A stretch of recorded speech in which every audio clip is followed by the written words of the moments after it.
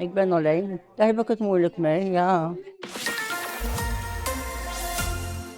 Eensemes. Het komt oeral voor. Daarom ben er op een soort plakken heel tijd meer initiatieven om het tjin te gaan. In Veenwouden is de buurtkamer, een leegdrompelig moetingsplak. En net elke week is hetzelfde in de buurtkamer. Dit keer laten voor mensen die graag kuieren een natuurwandeling organiseren. Iedereen is welkom, ongeacht leeftijd, geslachtheid, afkomst, maakt het niks uit. Iedereen is van harte welkom die wat mensen wil ontmoeten, wat meer sociale contacten opdwaan. Eenzaamheid kennen, inderdaad, ik een rol spelen, een motivatie wijzen om hier te komen. Ik kom hier elke 14 dagen. Mijn vrouw kwam te overlijden en toen dacht ik, ja, wat moet ik nou? En bij toeval was ik in de Westerijn, hoorde ik van de buurtkamer en zo ben ik erin gerommeld. Omdat ik afleiding zoek. Mensen wil zien. Ik ben alleen met mijn hondje. Ja, ik heb mijn dochter wel hier wonen, vlakbij. Dus die zie ik wel, maar dat is toch een beetje weinig. Ik heb liever elke dag wat. Maar dit is maar 1 keer in de week.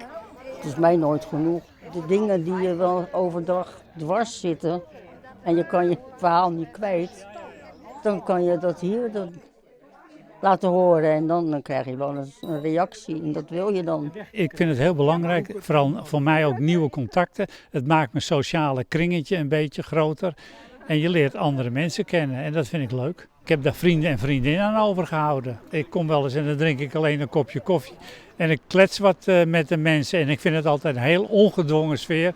En het is gewoon heel prettig. Ik denk dat het van hele grote mensen gezellig is.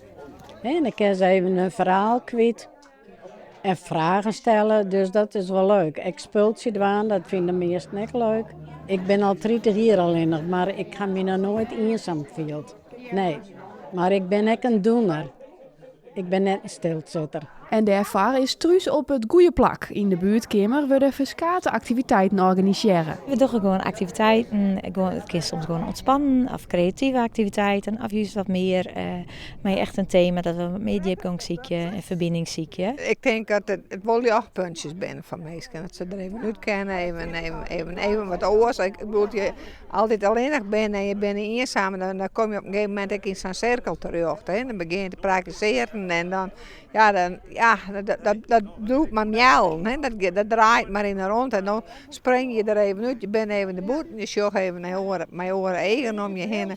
En misschien zeg je dan, wel mooi waren. Nou jongens, dan ging ik toch even, misschien is er hier niet bij mij wel.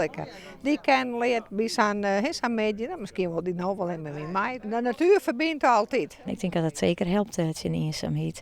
En wat dan ook bijdraagt aan een stukje beter welwezen. De buurtkamer die is alle mandje te midjes van 2 en 11 iepen.